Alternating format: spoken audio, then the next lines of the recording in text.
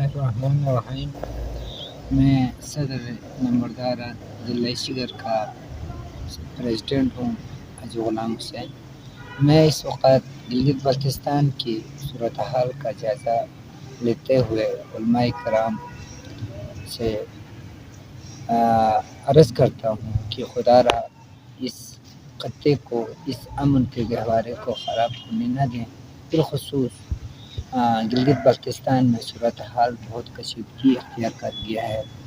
میں وقت کے حکمرانوں سے بھی پرزور اپیل کرتا ہوں، خدا را یہ امن بستی کو اجڑنے نہ دے، کہ ان کے بستی کو آباد کاری کرنے میں ہم سب مل کر کام کرنے کی حسد ضرورت ہے، کیونکہ اسلام ہمیں امن کا درس دیتا ہے، اسلام ہمیں بھائی چارگی کا درس دیتا ہے۔ تمام مسلمان آپس میں بھائی بھائی ہیں۔ اس کے باوجود کسی کے عقیدے کو نہ چھیڑو، نہ کسی کے عقیدے پہ نہ چھیڑنا چاہیے، نہ کسی کے عقیدے کو برا بھلا کہنا چاہیے۔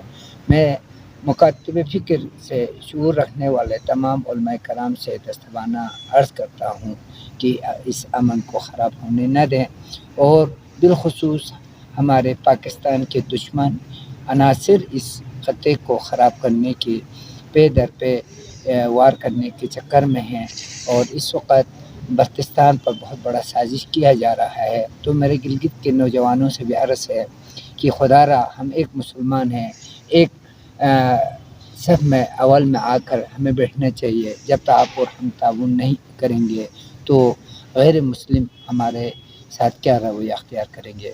اس کے لیے میں چیف سیکرٹری، وزیر اعلیٰ، گورنر اور کمشنر صاحبان، ضلع بلتستان کی کمشنر اور ضلع کے ڈی سی صاحبان سے عرض کروں گا کہ علماء کرام کے ساتھ مل کر اس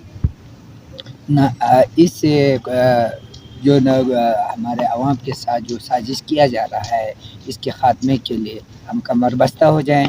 انشاءاللہ تعالی ہمارے گلگت کے نوجوانوں نے بھی پریس کانفرنس کیا تھا، وہ بھی علماء کے ساتھ ہے، اس ملک کے ساتھ ہے، وفاداری ادا کر رہے ہیں، آباء و اجداد سے ہمارا یہ تحقیقات رہا ہے۔ انشاءاللہ ہم بھی مل کر اس فتنہ و فساد کو ختم کرنے میں ہم پیش قدم کریں گے، اور آپ صاحبان بھی، علماء کرام بھی۔